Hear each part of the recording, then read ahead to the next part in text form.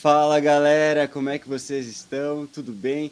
Aqui a gente começa mais um Conexão Universitária e nós estamos no episódio 14.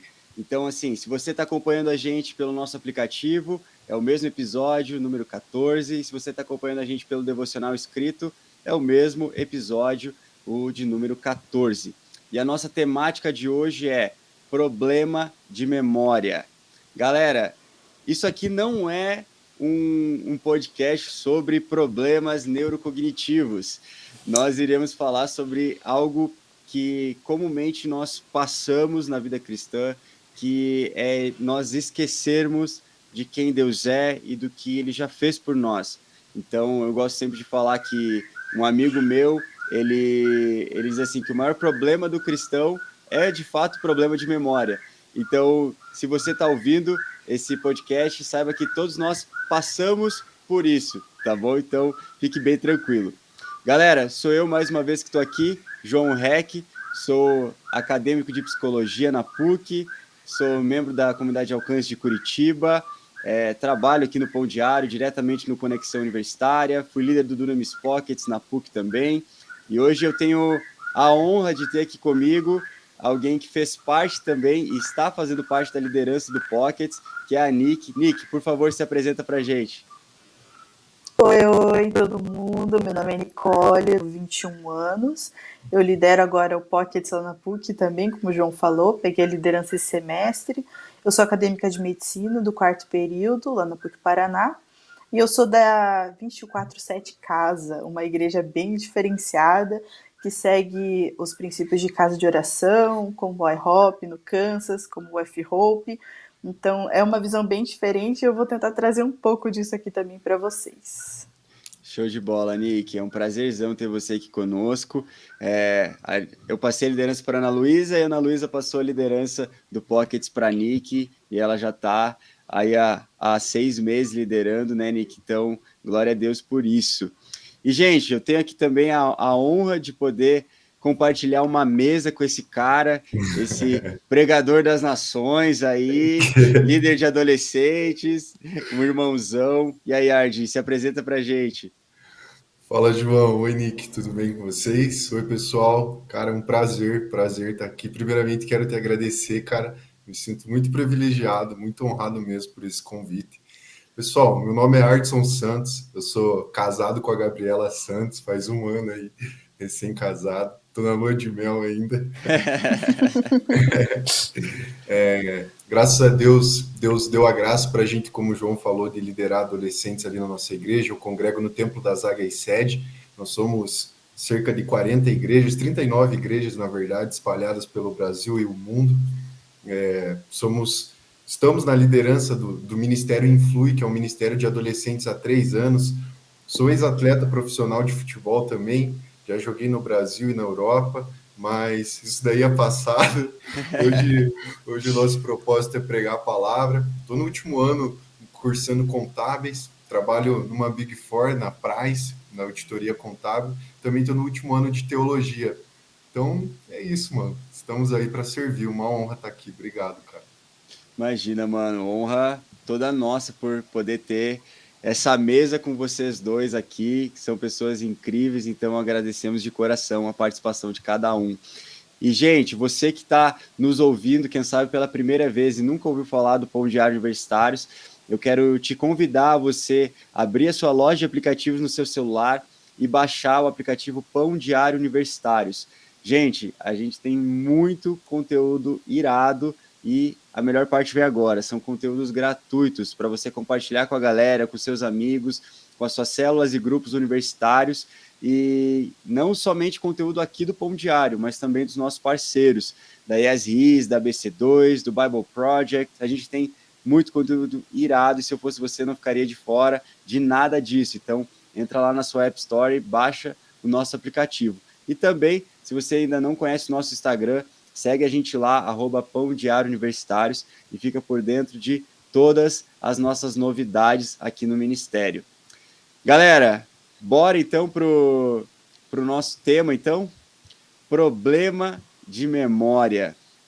Como eu já dei uma breve introdução quando a gente começou a gravação aqui, esse meu amigo, ele sempre falava, cara, de fato, o maior problema do cristão é problema de memória, porque a gente corriqueiramente se esquece de quem Deus é, do que ele já fez, e baseado na palavra do Senhor, a gente tem lá os fundamentos do caráter de Deus, que nós podemos nos apegar a isso. Só que também tem um grande problema quando nós esquecemos de quem Deus é. Nós nos esquecemos da paternidade dele. E uma das consequências de nos esquecermos da paternidade de Deus é buscarmos a aprovação alheia. E é um pouco sobre isso que nós iremos conversar hoje aqui. E eu queria começar com a nossa série de perguntas, perguntando para o Ard. E aí, Ard, como é importante, assim, e como ter, de fato, uma visão correta a respeito da paternidade de Deus? Conte pra gente. Cara, eu acredito que é uma pergunta essencial, é uma pergunta fundamental para a vida de todo cristão, né? Porque se você parar para pensar, acho que em Mateus capítulo 16, se eu não me engano, a partir do versículo 13, Jesus ele está andando com os discípulos e ele pergunta para os discípulos assim, galera, que o povo aí, que o pessoal está falando que eu sou? Ou seja, que a galera que não anda comigo está falando ao meu respeito? E Uhum, Pedro, né, o cara que gostava de dar as respostas, ou tinha as respostas na ponta da língua, o que ele fala? Tu és o Cristo, o Filho de Deus vivo. Os caras falam, né, alguns dizem que você é profeta, outros dizem que você, etc e tal, e ele fala, o que vocês dizem que eu sou? E Pedro responde, cara, você, Jesus, você é o Filho de Deus vivo, você é o Cristo. E então Jesus olha para ele e fala, muito bem, você é Pedro, sobre essa pedra eu vou construir a minha igreja. O que eu entendo aqui nessa passagem, Mateus capítulo 16, João e Nito? É que quando você descobre quem Deus é, você descobre quem você é. A partir do uhum, momento que ele descobriu quem Jesus era, que Jesus era o Cristo, Jesus olhou para ele e falou, cara, e você é Pedro. Ou uhum, seja, ele teve identidade. Depois da uhum, identidade, Deus deu um propósito para ele. Falou: e você vai sobre essa pedra, ou seja, através da tua vida, eu também vou constituir a minha igreja. Cara, uhum, eu acho que a importância, ou porque é fundamental de todo cristão, de toda pessoa como ser humano, entender quem é Deus como Pai. Cara, você precisa entender quem Deus é para entender quem você é.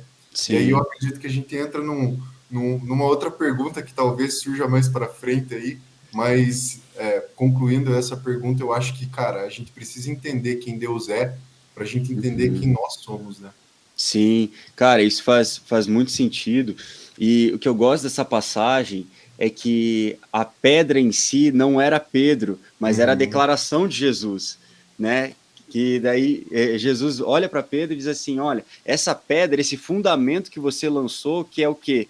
Que tu és o Cristo, filho do Deus vivo, sobre essa uhum, pedra eu edificarei minha igreja. Mas aí, ao mesmo tempo, a gente sabe que Pedro fez parte dessa construção, né? Então é incrível como essa revelação, quando nós temos a revelação de quem Deus é, de fato nós temos a revelação de quem nós somos e de qual o nosso papel no plano de Deus, né? Então, cara, eu acho incrível isso que você trouxe. E aí, Nick, o que você acha? Como nós podemos ter uma visão correta a respeito da paternidade de Deus? Eu acho que é muito válido o que o Hard falou, porque é exatamente isso mesmo, assim, da gente entender de fato quem o Senhor é para que a gente possa se entender. Sabe, por muito tempo eu me perguntei, assim, na minha adolescência da vida, né? Deus, como é que eu posso te amar mais? Eu via pessoas amando ao Senhor e de formas bem diferentes. Eu ficava pensando como é que eu posso amar alguém sendo que eu não conheço direito. E daí foi quando Deus me respondeu exatamente isso. Não tem como você me amar enquanto você não me conhecer de fato. Uau. E um dos pilares da casa de oração é a fascinação, né? Inclusive tem um seminário bem comprido que a gente faz que chama Fascinação. E estar na presença do Senhor e sendo fascinado por Ele é o que nos transforma, sabe? Assim É. como Moisés, quando subiu o monte, voltou resplandecendo da glória e o povo viu, realmente esse cara tá com Deus. É assim, a nossa identidade ela é transformada, ela é renovada pelo tempo que a gente passa com o Senhor. Não tem como de outro jeito. E isso reflete completamente no nosso modo de viver, e por isso que é tão importante a gente se entender dessa maneira. Porque quando realmente a gente não entende quem a gente é e quem o Senhor é, a gente busca uma identidade nas outras pessoas. E isso acaba fazendo com que a gente busque identidades erradas e conquiste identidades para si, que não é o foco, né? Inclusive, Sim. tem um versículo em João 5, João Aí, 5,44, onde Jesus fala assim: como vocês podem crer se aceitam glória uns dos outros, mas não procuram a glória que vem do Senhor Deus?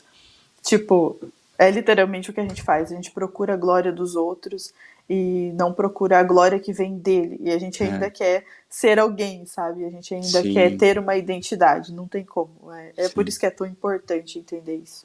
Não, muito bom.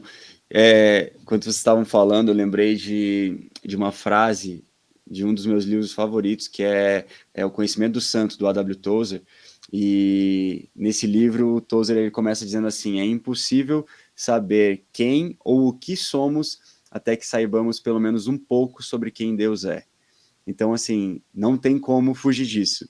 E trazendo para esse lado da paternidade, muitas vezes nós temos uma visão errada a respeito da paternidade de Deus, porque nós associamos a imagem do nosso pai terreno ao do nosso pai celeste. E isso é muito doido, porque qualquer um de nós que está aqui, tanto né, na gravação, quanto o pessoal que está nos ouvindo em casa, por mais que o seu pai tenha sido um pai incrível, ele não chega nem aos pés do nosso Pai Celeste, né, de quem Deus é de fato, né, como nosso Pai. Então, abrindo um pouco o meu coração aqui, eu tive um problema muito grande de paternidade, né, olhando para o meu pai terreno e transferindo a imagem dele como pai para o Senhor. E isso demorou muito tempo até que Deus constrangesse meu coração e falasse assim: olha, essa imagem que você está tendo de mim não é verdadeira, sabe? E aí Deus, de uma forma extremamente amorosa, me jogou na parede e falou assim: ó, filho, não é assim que eu ajo, eu não sou assim como você está imaginando que eu seja. Então, quão importante é nós termos uma visão correta a respeito da paternidade de Deus, porque isso vai direcionar toda a nossa vida cristã. O que vocês acham disso? João, eu acho que se você parar para pensar, a psicologia afirma isso, você como estudante pode falar com muita mais propriedade do que eu, mas existe uma mania do ser humano que é a transferência. Tudo aquilo que você vive, você transfere para algo ou para alguém. Então, se você tem uma família ou né, a figura do teu pai, a paternidade dentro da tua vida distorcida ou de alguma forma traumática, consequentemente você vai transferir isso quando você começar a se relacionar com Deus. Então, Sim. por isso que a nossa vida com Deus, ela é muito real, muito humana, participa ou passa muito do nosso entendimento. Mateus capítulo 13, versículo 19 diz isso. Cara, se você ouve o evangelho do reino e não entende, vem o inimigo e rouba-lhe a semente. Ponto. Então, passa por esse entendimento, por essa parte racional. Mas existe algo na vida com Deus que transcende o nosso entendimento. Então, se a gente pega a nossa vida, os nossos exemplos e tenta aplicar a Deus, a gente começa a colocar ele numa caixinha. E daí você vai para o que a Bíblia diz no Sermão do Monte, Mateus capítulo 5, 6 e 7, que é ali o sermão que, cara, né, Jesus transformador. destruindo tudo que a gente acha que é errado, ou tudo que a gente acha que é correto, é Jesus colocando o fundamento de todas as coisas. E você vê no capítulo 7 ali Jesus falando, cara, se o teu pai, que é pecador, na linguagem de hoje, na linguagem do Arthur, se o teu pai, que é pecador, sabe dar boas coisas para você, imagina o teu pai que está no céu. Mas eu acho que a gente precisa colocar um fundamento dentro desse tema. Por quê? Como que você descobre a paternidade de Deus? Cara, você precisa ter uma experiência com ele. Né, de uma forma rápida aqui, não quero ficar falando sozinho, mas Manda bala. hoje a gente liderando adolescentes, João, a gente percebe que aquilo que o salmista diz em Salmos, no capítulo 34, é muito sério. Ele diz assim, eu não lembro se é no versículo 3 ou 4, ele diz, se o fundamento for tirado, o que pode fazer o justo? E hoje a gente vê as ideologias, os pensamentos, as ideias penetrando de uma forma sutil na vida de crianças, adolescentes, e eles perdendo o fundamento de se relacionar com Deus. Eu estou fazendo um overview do que a gente está falando, mas a gente vai voltar no ponto principal, que é o que você falou. Manda bala. Cara, aonde que eu quero chegar é que o relacionamento com Deus, ele parte de um fundamento que é ter uma experiência com ele. Então, se você não tem uma experiência com Deus, você vai linkar, ou você vai, de alguma forma, fazer com que as experiências que você teve com teu pai terreno ou com outras pessoas, você vai se relacionar ou você vai relacionar a Deus. Então, se eu tenho um casamento desestruturado e eu começo a me relacionar com Deus, eu vou começar a jogar as minhas afeições, as minhas carências dentro de um relacionamento com Deus, e eu acho que Deus vai agir da forma como minha esposa age ou agia, ou como meu pai age ou agia. Então, aonde que eu quero chegar? É que hoje você vai conversar com um adolescente, com um jovem, e, né, eu tenho 26 anos, mas eu não sei exatamente quantos anos vocês têm, mas antigamente a gente chegava na igreja, a gente sabia que ali era um local de adoração, era um local de culto. Então você fechava os teus olhos e você buscava a Deus. E aquilo começava a gerar uma experiência em você, você se relacionava com Deus e você descobria que Deus era um pai, e que ele tem, você como filho, ele tem amor para depositar em você. O que acontece hoje? Os adolescentes e os jovens, eles não sabem mais, eles não têm a consciência do que é um relacionamento com Deus. Os fundamentos foram tirados. Então, a gente sabe que o Estado é laico, mas, de alguma forma, a educação, as escolas, os colégios, as faculdades, elas estão tirando o fundamento de que existe um Deus. E a partir desse princípio, que as pessoas chegam dentro da igreja sem saber muito bem, os adolescentes, né? Que é onde eu tenho propriedade para falar. Eles não entendem muito bem se existe ou não um Deus, eles não conseguem se relacionar com esse Deus. Consequentemente, eles não têm uma revelação da paternidade de Deus. Sim. Então, voltando lá atrás para aquilo que você falou, cara, quando a gente não tem essa experiência com Deus, quando a gente não entende esse fundamento de quem é Deus na nossa vida, cara, a nossa vida ela está fadada a carências, a aprovações, a transferências. Com certeza. Faz muito, muito sentido, cara. E aí, Nick, o que você pensa disso tudo? Cara, fiquei pensando no que eu estava falando. Teve uma época da minha vida que eu tive a oportunidade de conviver com algumas crianças de um orfanato aqui de Curitiba. E eu percebia isso na prática, sabe? Como crianças sem uma ideia de família, de pai, de mãe, como eles pegam qualquer um que eles veem pela frente, assim, você conversa com eles 5 minutos, eles já estão abraçados com você, tipo, me leva para casa. É uma coisa bem assim mesmo. Então, a gente tem essa tendência mesmo, né, de transferir todas as nossas expectativas no primeiro que responde por elas.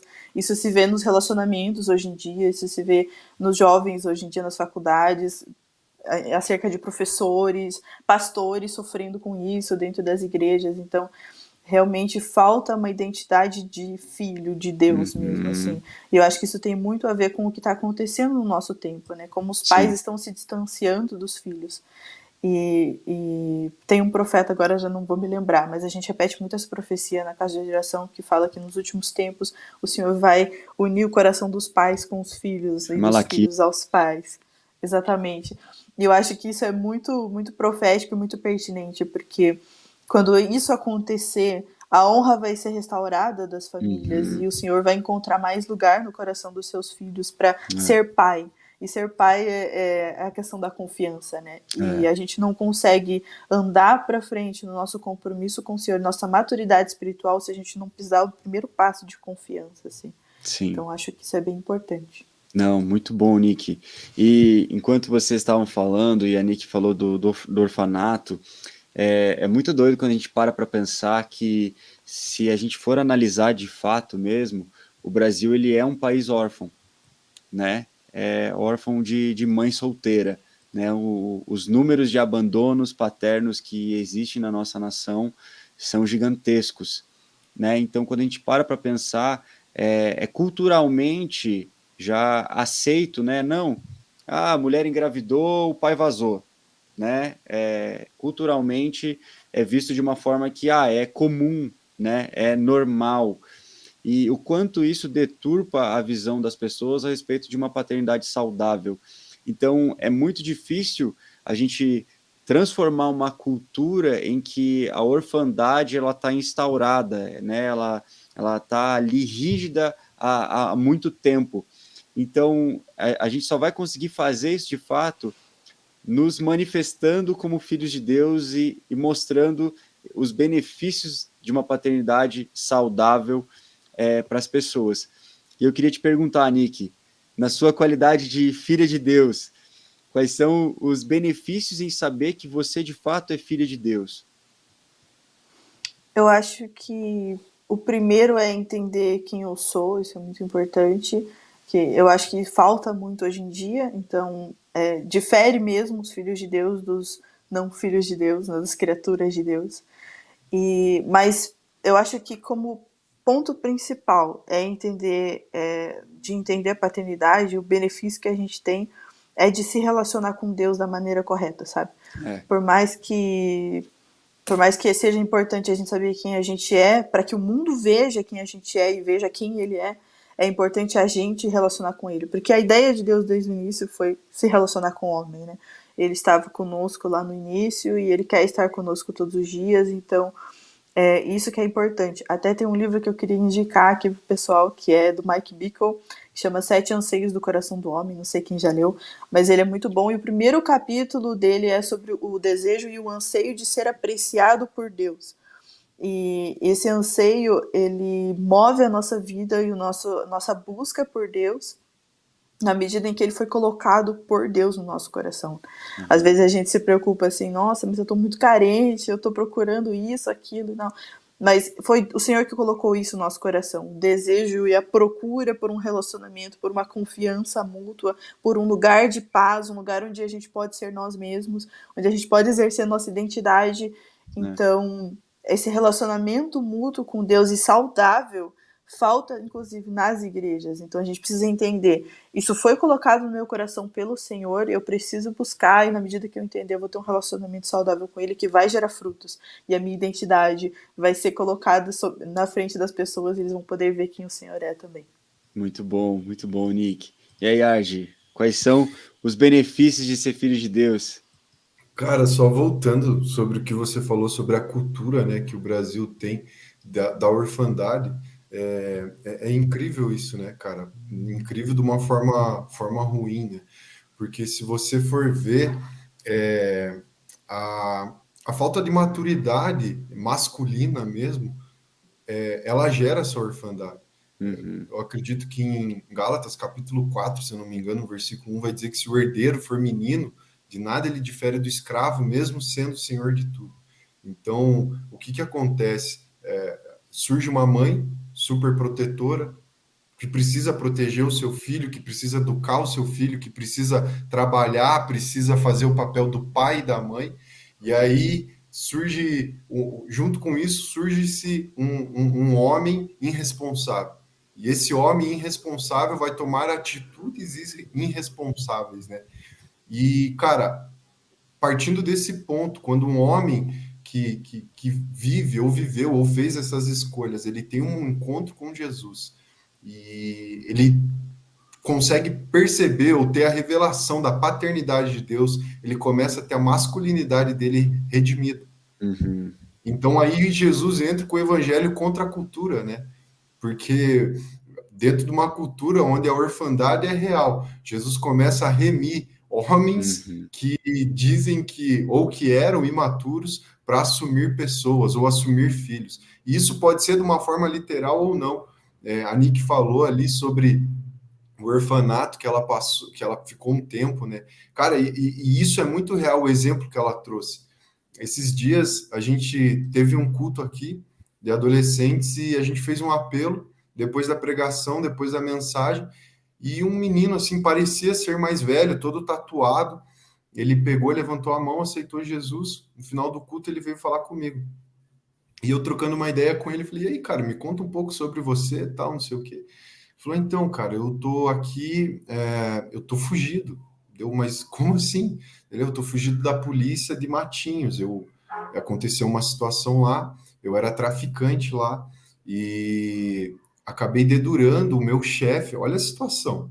E eu não estou falando de uma região assim carente financeiramente, sabe? Eu não estou Aham. falando de comunidade. É uma região bem central aqui onde a gente faz culto. E aí ele pegou e falou: eu tô fugido, eu, né, participava lá do tráfico e não sei o quê, blá, blá, blá. Dedurei o meu chefe, a polícia foi atrás, escondi na casa da minha mãe.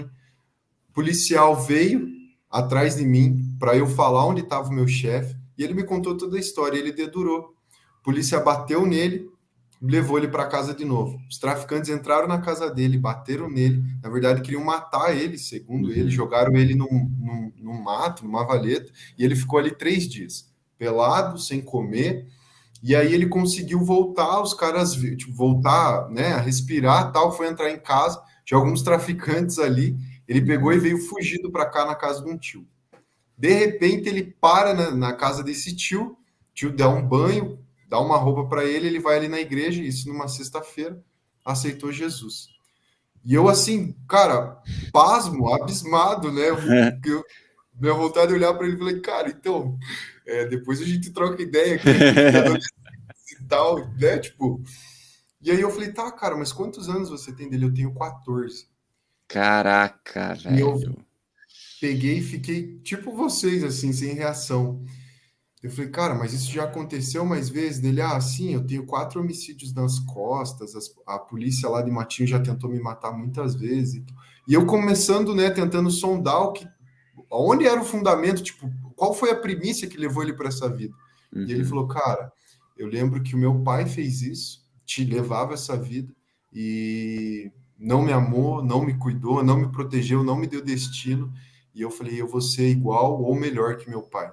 Para quê? Para tentar uma aprovação do pai dele. Então, aonde que eu quero chegar contando essa história? Caraca. Que hoje a gente vê a necessidade das pessoas em ter a figura paterna, masculina, como pai, que hoje em dia isso é banalizado, né, de uma forma muito sutil, mais forte é banalizado, mas ao mesmo tempo a carência das pessoas de terem uma revelação de quem Deus é como pai. E a partir desse momento a gente começou a discipular ele, a vida dele, né, tomou outro rumo, graças a Deus. E Coisa olhando boa. para ele, mano, eu consigo perceber qual que é o benefício que a gente tem de enxergar Deus como pai. Cara, todos os nossos traumas, eles são quebrados. E a gente consegue, como a Nick falou, enxergar em outras pessoas, talvez a figura paterna física, e essas pessoas começarem a dar destino para nós, que foi o que aconteceu com esse menino. A gente Sim. começou a discipular ele e a gente enxergava ele como filho. Cara, né? O que você precisa? Sim. Desde, cara, recurso financeiro, roupa, comida, tudo. Então, né, eu acredito muito nisso, assim, num discipulado integral, sabe, João? Não é Com simplesmente certeza. a gente trocar uma ideia com uma pessoa que vai num culto, no final de um culto, aceita Jesus, e você não mexer na tua conta bancária, você não É. mexer na tua casa, mas enfim, e você começa a desenvolver essa paternidade, cara, de uma forma prática, revelando quem Deus é.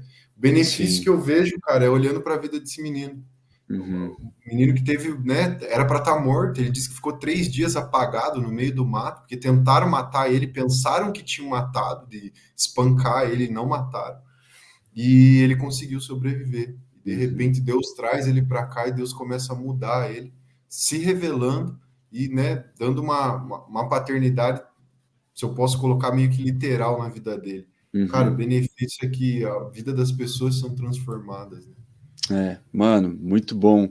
E quando você estava falando, eu como estágio obrigatório na faculdade, eu fiz um estágio numa uma casa de dependentes químicos e eu fiquei numa ala de adolescentes de 12 a 18 anos, onde tinham 60 adolescentes lá internados por dependência química. E aí a gente participava, né, eu cursando psicologia, de grupos médicos que a gente sentava para conversar com eles, falar sobre emoções, sobre o que eles queriam fazer quando saíssem dali. E, cara, você não tem noção, assim, de tantas histórias que eu ouvi, de meninos que fumaram maconha a primeira vez com 8 anos porque o pai deu, sabe? Então, essa figura paterna de proteger né, de desenvolver, de projetar, né, como você mesmo falou, de dar destino, que é uma função paterna, se ela é corrompida, né, se ela é colocada de uma forma errada na vida da criança, do adolescente, a gente sabe que isso vai fazer com que ela leve para a vida inteira esses erros, né, erros Sim, que ela não teve culpa, mas que alguém não soube exercer essa função na vida dela.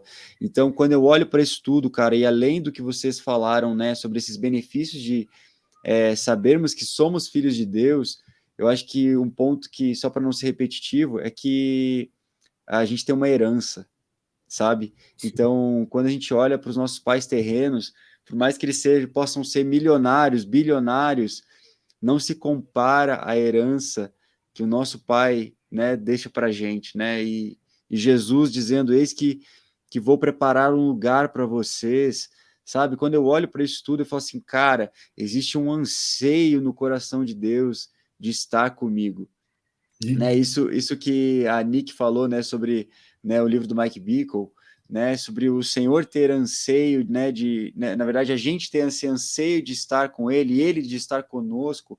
Cara, eu acho que isso é transformador. Quando depois que a gente entende isso, porque daí não se torna uma coisa do tipo, eu sou filho de Deus, sou filho de Deus. Não, aquilo penetra dentro de nós e transforma a nossa identidade. Então, por isso que a gente está falando mais de adolescentes e tudo mais, pelo fato de bem nessa fase da adolescência onde a nossa personalidade, a nossa identidade, ela é formada. Então, se a gente entende isso o mais cedo possível, a gente poupa tempo quando a gente estiver na adultez, é né? porque, desculpa te interromper, João, Por mas favor, me interrompa. o que aconteceu com esse menino, e depois, né, eu continuando conversando com ele, continuei a conversar com ele, ele falou que a mãe dele era garota de programa, prostituta. E para ela consumir o crack, que ela era viciada em crack, ela colocava ele como moeda de troca. Ou seja, Caraca, velho. quando ele era criança, ele era levado para os traficantes abusarem dele o quanto ele aguentasse enquanto a mãe dele consumia crack. A hora que ele não aguentasse mais, ou a hora que a mãe dele parasse, então eles paravam de abusar desse menino. E ele tinha 14 anos com 4 ou 3 homicídios nas costas. Eu li Caraca. um livro recentemente do David Wilkerson, A Cruz e o Punhal. Eu acho, né? Acredito que você já deve ter lido também. E foi, cara, se você for para Nova York e ver a igreja que está estabelecida lá, que ele plantou lá, e tudo isso começou quando ele, né, de uma forma simples, mas poderosa, Jesus colocou uma chama dentro dele por adolescentes. Por Uhum. que adolescentes, né? Que nem você falou, para a gente não ser repetitivo, mas o diabo ele está cada vez mais antecipando as gerações ou a idade das pessoas que ele está pegando. Como assim? Se você for ver, toda vez, biblicamente falando, teologicamente falando, toda vez que Deus vai levantar um libertador, o diabo quer matar crianças. Então, Uhum. se você for ver, isso aconteceu com Moisés. Quando Moisés ele foi ser levantado, Herodes não, desculpa, o faraó tentou matar, mandou matar todos os meninos hebreus. Quando Uhum. Jesus ele estava para nascer e nasceu, Herodes mandou matar todos os meninos hebreus. Todas as vezes que Deus vai levantar um libertador, vai levantar uma geração que vai libertar a próxima geração, o diabo pega crianças, pega adolescentes, pega jovens. E é isso que está acontecendo nessa nossa geração, nesse nosso tempo. Uhum. Então, o nosso trabalho hoje, né? Já passaram inúmeros adolescentes que hoje estão na faculdade, lá no nosso ministério. A gente passa pela aquela típica oração, que curso eu vou fazer? Estou em dúvida. Então, cara, eu vejo assim que mais do que preparar eles para o mercado, mais do que preparar eles profissionalmente, cara, a gente precisa preparar o coração deles para É, que não só adolescente, né, João Nenek, mas todas as pessoas a ter um coração, cara, sensível, a um coração sim, que anseia pela presença de Deus, que anseia pela revelação de quem Deus é, né? Não ouvir sim. falar sobre Deus, não estar num culto, cantar uma música, pregar uma mensagem, mas é Uhum. quando, cara, você tem uma experiência com Deus, tudo muda, né? Sim, sim. Mano, muito bom. E eu queria aproveitar, né, que você tocou nesse assunto, e a gente está rodeado do assunto da identidade, e nós sabemos que quando nós entendemos de fato a paternidade de Deus e recebemos a sua filiação, a nossa identidade ela é transformada, né? Nós podemos olhar para o Senhor com o olhar de Ele é meu pai e Ele olhar para a gente como um olhar de esse é meu filho. E eu queria te perguntar, Nick, como nós podemos ajudar essa geração que constantemente tem crise de identidade? Como que a gente pode ajudar? Eu acho que esse assunto dos adolescentes é um ponto-chave nessa questão, né? Porque realmente esse período que as pessoas passam por essa reformulação de quem são, por essa descoberta de quem são, é o que sustenta nos próximos passos da vida, né? Principalmente na faculdade, é o momento em que a nossa mente está sendo formada, nossas ideologias estão sendo formadas, é o momento em que o diabo começa a jogar ideias na gente e a gente começa também a tentar decidir entre as ideias que o Senhor colocou e as ideias que o diabo está colocando. E muitas vezes não é claro, né? Nesse momento não é claro, mas eu acho que uma boa base é o que nos sustenta, né? Nesse momento. Eu lembro que eu tentei durante 3 anos, né, medicina, e eu estava em outra igreja e acabei entrando na casa de oração no meio desse período. E no ano de pandemia, quando eu comecei a fazer o cursinho online, o Senhor me pediu meu ano. E eu não era muito íntima de Deus nessa época. Eu falei, como assim? Aquele mini surto, né? E eu entreguei aquele ano nas mãos do Senhor. E eu passei o ano todo na sala de oração. Chegava às 6 horas da manhã, ia embora meio-dia, voltava às 6 da tarde, ia embora meia-noite, de segunda a sexta-feira, durante um ano inteiro. E durante aquele ano eu tive experiências muito absurdas com o Senhor que me sustentam até hoje. Eu posso dizer isso assim, com certeza me sustentam até hoje. E eu sei que se eu tivesse passado na faculdade anos antes dessa experiência, eu talvez teria me perdido, sabe? Então, eu acho que sustentar as pessoas nesse período é o que realmente vai fazer diferença. Isso é importante porque quando chega uma pessoa para falar com a gente com crise de identidade, e nessa fase turbulenta da vida, normalmente a gente tem preguiça de falar com essas pessoas. Chega um adolescente perdido, assim, meu Deus, o que eu vou fazer da minha vida? Aquela indecisão, indo mais para lá do que para cá, a gente já perde a paciência. A gente fala, cara, se decide, entendeu? Faz alguma coisa aí.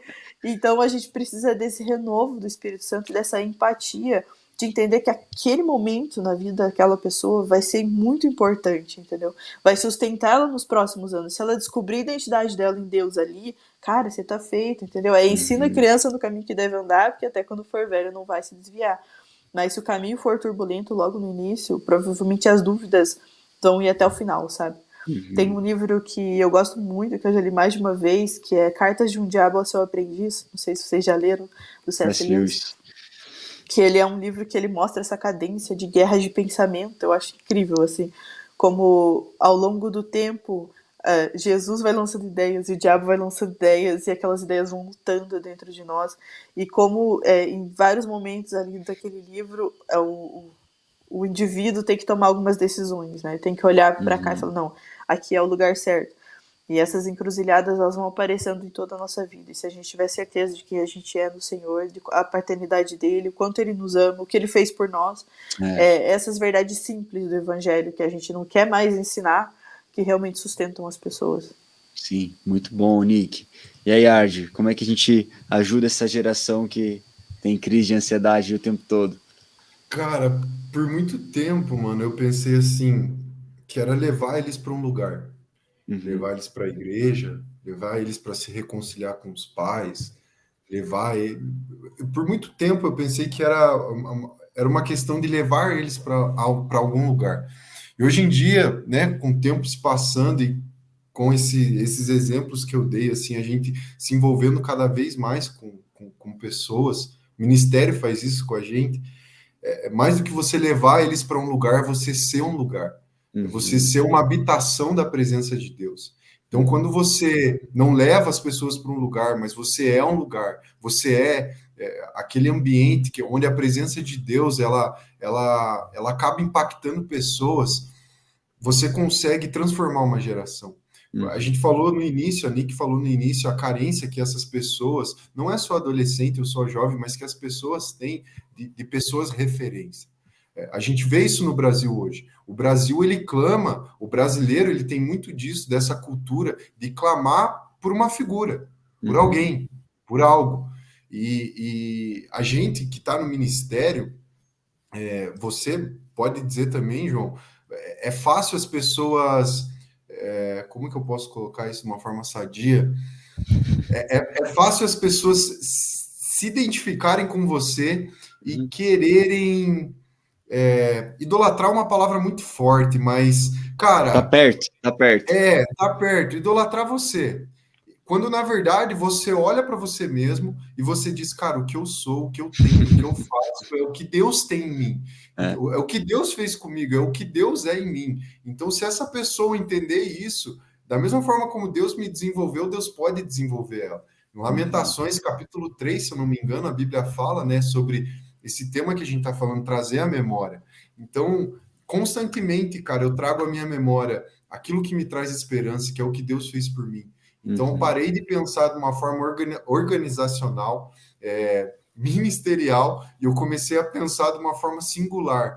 Cara, se a pessoa está comigo, ou se a pessoa está se aproximando de mim, seja pelo ministério, pelo Instagram, pelo trabalho, seja por onde for, eu não vou simplesmente tentar levar ela para a igreja, mas eu vou, cara, mostrar para ela o Cristo que habita em mim. É isso. E através disso, mano, as pessoas vão se descobrindo. Elas vão tendo uma revelação de quem Deus é, elas vão tendo uma revelação de quem elas são, e elas começam a sarar as feridas dela. É engraçado, né? Porque Hebreus fala isso, capítulo 12 ou 13, se eu não me engano. O escritor aos Hebreus, ele diz, cara, eu mantenho meus olhos fixos no autor e consumador da minha fé, Cristo Jesus. E eu me desembaraço de tudo aquilo, né? Eu me detenho ou eu me desenrolo na linguagem de hoje de todo o embaraço que tem na minha caminhada. Ou seja, não é simplesmente eu pegar uma pessoa embaraçada pelo pecado, pela carência, pelo trauma, por querer se suicidar, por querer tirar sua vida e levar ela para a igreja, mas é apontar o caminho para ela, apontar Jesus para ela. E segundo esse texto, que eu não me lembro se é Hebreus 12 ou 13, o escritor vai falar, cara, você olha para Cristo e você se desembaraça. Não é o contrário. Por muito tempo a gente tentou fazer o contrário, né? Desembaraçar as pessoas para depois levá-las para a igreja. Cara, você precisa, né, botar uma saia, você precisa parar de cortar o cabelo, e não, né, julgando uma denominação, mas eu estou querendo dizer que a gente colocou muitos paradigmas para levar as pessoas para Deus, quando na verdade é o contrário, né? Aquele texto que eu falei em Mateus, capítulo 16, Jesus faz um jogo de palavras no original ali que é muito interessante, né? Ele chama Pedro primeiro de Petra, que é pedregulho, e depois que Pedro fala que ele é Cristo, ele fala Petros, que é uma pedra angular. Ou seja, ao mesmo tempo que Jesus fala sobre esta pedra, essa revelação, eu vou construir a minha igreja, ele também fala sobre Pedro, sobre a revelação de Pedro, ou seja, Pedro tem uma revelação de Deus, de quem Jesus é. Jesus fala, cara, sobre essa revelação que você teve, ou tornando abrangente, sobre essa revelação que qualquer um tiver, eu vou construir a minha igreja. Então, cara, como que hoje a gente ajuda as pessoas a se livrarem desses temores, desses traumas, essas carências, esse problema de identidade? Cara, seja um lugar onde seja uma habitação de Deus, seja um ambiente para que Deus preserve tua vida pessoal com Deus. Leia, né? Leia a Bíblia, ore. Não porque você vai pregar, porque você faça vai ser o básico. Chamado... Pô, não porque você vai ser chamado para um podcast, né, mano? Não. Né? Mas, cara, porque, cara, quando você carrega a presença de Deus, é notável, João, você sabe, cara. Você conversa com muitas pessoas. Quando você encontra um homem de Deus, uma mulher de Deus, um cara que carrega a presença de Deus, você fala, cara, o bagulho aqui é diferente, cara.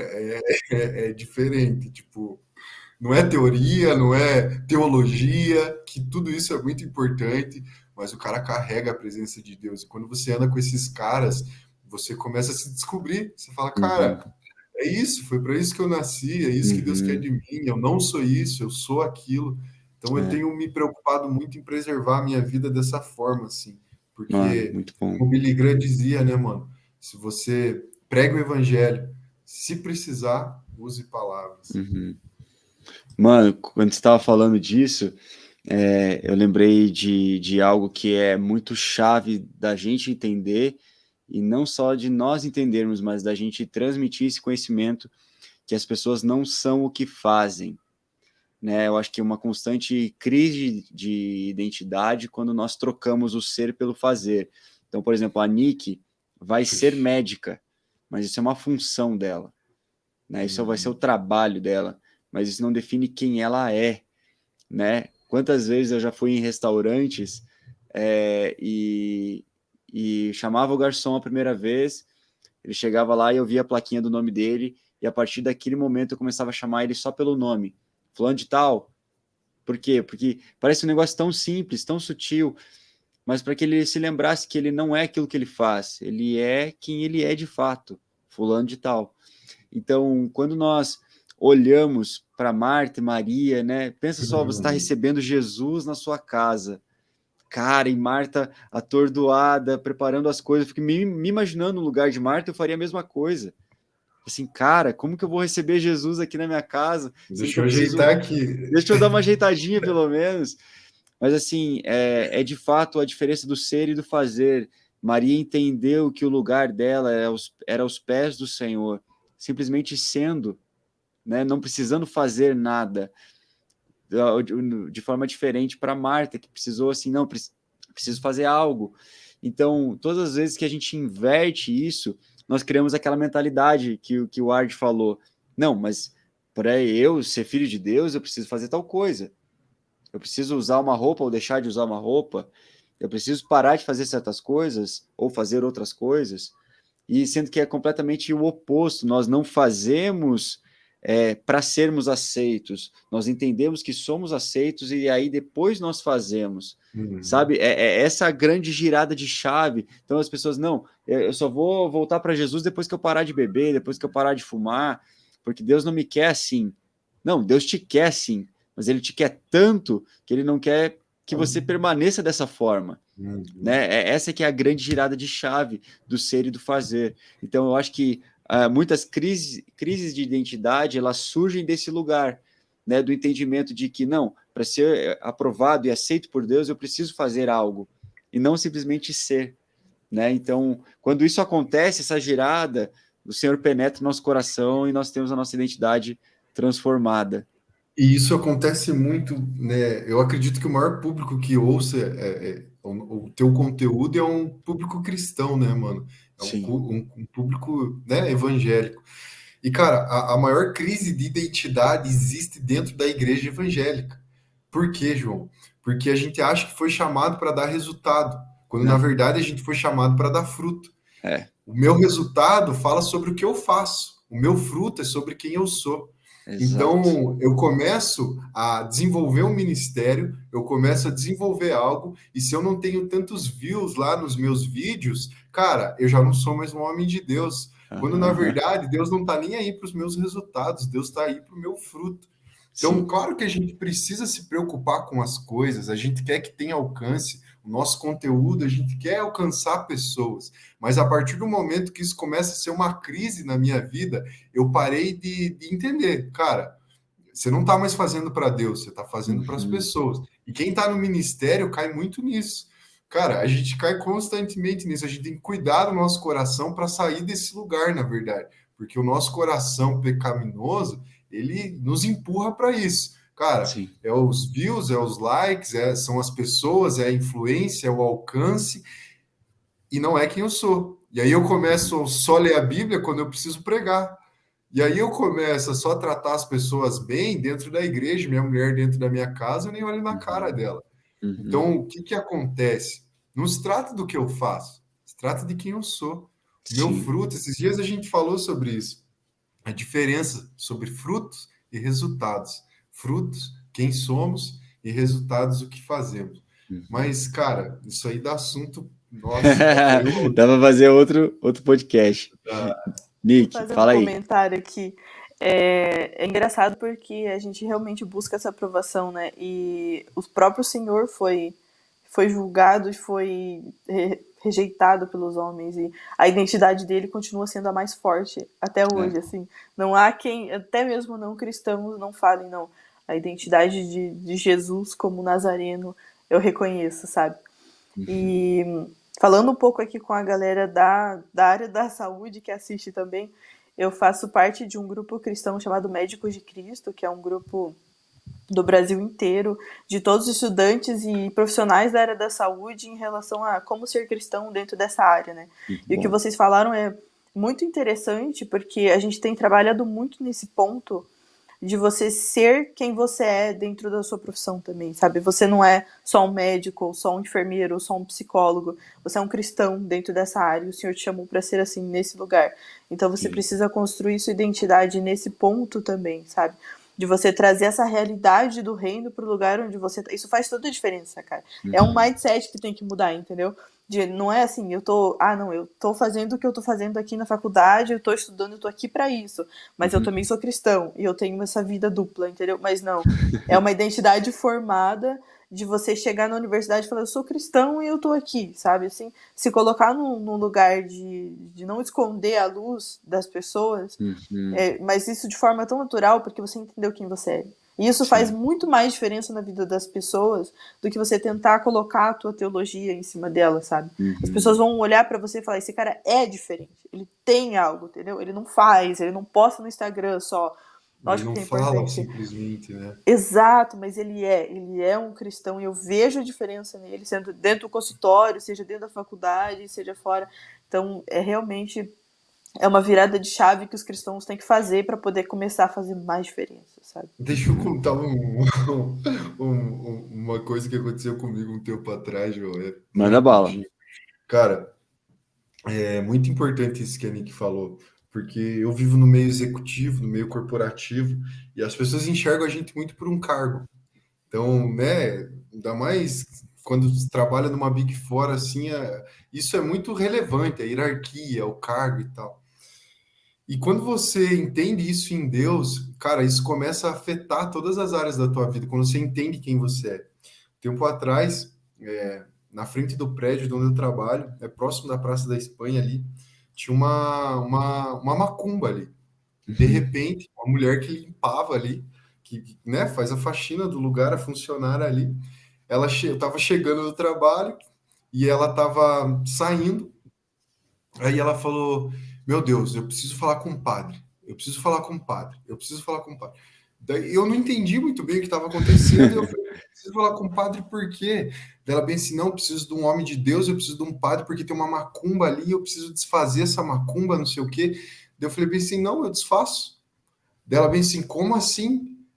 Você é padre? Você é pastor? Daí eu falei: Não, sou crente mesmo. Meio doido da cabeça, mas. Não falei isso para ela, eu falei, sou crente mesmo, sou cristão, eu desfaço isso daí. Dela, não sei o que, tem que ser um padre, tem que... Eu falei, não, fique tranquila. Daí a gente foi lá, tal, resolveu a situação, depois fui falar com ela, e depois eu fiquei pensando, cara, é incrível, né?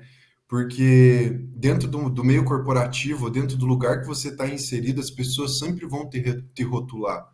As pessoas sempre vão ver você com cargo, com nome, Mas, cara, quem você é em Deus constantemente vai aparecer em oportunidades pequenas, em situações pequenas, em situações simples, né? Uma dor de cabeça, é uma oração que você pode fazer, é um conselho que você pode dar. Não é simplesmente ficar pregando, né? Que nem a Nick falou, mas cara, tá dentro de você, é quem você é, isso se manifesta. Mano, muito bom, muito bom. Tá aí, ó, galera. Você é um filho de Deus que entendeu a paternidade do Senhor. Você pode desfazer macumba, tá bom? Fique tranquilo. E, gente, indo para nossa última pergunta, já que você tá aí, Ard, eu vou te perguntar. Cara, você já foi tentado a trocar a aprovação de Deus pela aprovação dos homens? E teve alguma situação específica, assim, que você de fato trocou e o que aconteceu? Toda hora, cara. Todo momento, mano. Vou trazer um exemplo bem pessoal, assim, bem pessoal. Acho que só a Gabriela sabe disso. De vez em quando a gente recebe alguns convites como ministério, assim, que a gente tem uma banda e para eu pregar e a banda tocar, assim. A nossa banda é bem super excelente no que eles Que fazem. massa. Mas eu fui num lugar, levei uma mensagem e, cara, aquele dia o céu tava escancarado. O céu tava. Você prega, João, você sabe que tem dias que, cara, você não precisa de muito. Jesus está naquele lugar. E quando Jesus está naquele lugar, É só tudo deixar ele muda. passar. Cara, não estraga, não estraga. E foi um dia assim. E na semana seguinte eu ia pregar numa outra igreja. E aí eu falei, cara, não orei, no sentido assim, Deus, o que que você quer que eu fale? Aham. Na hora que me convidaram, eu falei, cara, eu vou pregar a mesma mensagem de semana passada. Só vamos na onda, né? Então Deu vamos na certo? onda. Assim, com o coração puro, mano, sabe? Sim. Sem estar querendo, né? Sei lá, de uma forma pejorativa, assim, a glória Aham. para mim, ou algo do tipo. Mas o que que eu entendi, cara? Deu certo, o povo foi tocado, o povo foi marcado, então, cara, eu vou lá e vou fazer a mesma coisa. De Aham. princípio, eu tava com o coração puro nesse pensamento. E fui lá e preguei a mesma mensagem. E, cara, parecia que eu tava pregando em outra língua, e a galera não entendia, e não sei o quê. E eu suave, eu falava, meu Deus, o que O que que que tá tá acontecendo? acontecendo? E comecei a orar em línguas baixinho e tal, e não sei o quê. Pela misericórdia de Deus, cara, as coisas começaram a acontecer, tipo, para mais da metade da mensagem já. Cheguei em casa e fui orar. Falei, Deus, o que que aconteceu? Tipo assim, cara, eu jejuei, eu me preparei e tal, não sei o quê, estudei. Deus falou assim para mim: o que aconteceu semana passada foi para mim. O que você queria que acontecesse essa semana era para você. O que aconteceu semana passada foram as pessoas sendo tocadas por mim. E você acha que as pessoas precisam de você para isso acontecer. Você não precisa. De uma forma muito, muito profunda, assim, Deus falou Aham. comigo. Dificilmente eu falo publicamente assim, Deus falou comigo. Uhum. Mas, cara, eu sinto muita liberdade em falar isso dessa vez, Sim, sabe? E Deus sim. falou isso para mim. E a partir dali, Deus falou, cara, para cada lugar que você for, ou, né, longe do pregar, ou estar em ambientes, mas para todo dia eu tenho maná. Para todo dia Uhum. eu tenho algo para depositar na tua vida. Pare de procurar a aprovação das pessoas. Pare de Muito bom. querer o glória a Deus, o aleluia, que as pessoas batam palma enquanto você está pregando. Pare com Uhum. isso, porque, cara, a honra é minha, a glória é minha, o que você está querendo é bajulação. E a Uhum. partir dali, João, eu falei, quer saber, Deus? Não prego mais também. Uma Chega, vez chega, eu... chega. Brincadeira, Muito mano, bom. mas foi isso. Muito bom, mano, muito bom. E aí, Nick, conta pra gente, já teve alguma experiência dessa? Cara, eu tive uma um pouco mais cabulosa, assim. Algum tempo atrás, eu tinha uma amiga que não era cristã, né? E a gente se conhecia há um pouco de tempo já. E num certo momento da minha vida, eu não sei se foi ela que percebeu ou foi o inimigo que percebeu uma falha de identidade que eu tinha. E ela começou a atirar naquele ponto, sabe? Todo dia ela vinha e falava, não, você é isso, você é aquilo, dá pra ver na sua cara, não sei o quê, e ia apontando, sabe? E, nossa, eu entrei em desespero. No início eu falei, meu Deus, o que essa menina tá falando? Não sei o quê. E foi naquele ímpeto, né, de apreciação dos homens mesmo, né? Aham. Tipo, acreditando no que ela tava falando sobre mim. E eu comecei, em um certo momento, eu tive a força de trazer aquilo pro discipulado, né? Eu trouxe pro discipulado e falei, cara, olha isso, pelo amor de Deus, o que eu faço? Uhum.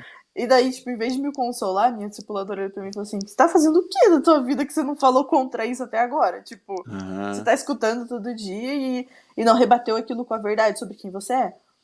Quando ela falou aquilo, eu percebi, cara, eu não sei quem eu sou. Uhum. Entendeu? Pra rebater. Porque se eu soubesse, eu teria falado na hora. Aquilo teria vindo como verdade de dentro de mim. Foi naquele momento que eu me ajoelhei e falei, cara, eu preciso descobrir aqui em Deus quem eu sou. E daí eu Uhum. trabalhei com aquilo durante um mês e pouco, assim, evitando falar com ela. E quando aquilo veio como verdade pra mim, que eu sabia que o Senhor tinha trazido, na primeira vez que ela tirou, eu olhei pra ela e falei, eu não sou. Porque eu sou isso e eu sou aquilo. E ela estalou os olhos assim, não, beleza, não, tá bom, não falo mais, sabe aquela coisa? Eu falei, aí ó, deu. Aí, ó. Eu acho que isso aí fica de lição, assim, como a gente precisa caçar esses pontos, sabe? Tipo, Uhum. de falta de identidade que a gente tem, porque onde a gente não tiver, o inimigo vai ver uma brecha e vai botar uma identidade lá.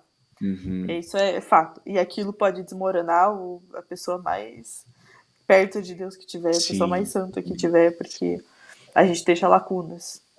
total, total. Nick, muito bom. Arte também, muito bom. Obrigado pelos exemplos. Gente, isso aqui é papo para mais de hora. Então, é uma pena a gente ter que encerrar, né, o nosso bate-papo aqui agora. Mas queria agradecer de coração a vocês dois, Hard e Nick. Muito, muito, muito obrigado por terem topado participar. E também obrigado mesmo você que nos acompanhou até agora aqui nesse podcast. Que Deus possa abençoar muito sua vida e aguardo você semana que vem para mais um episódio do Conexão Universitária. Valeu, galera. Tchau, Um tchau. abraço. Tchau, tchau.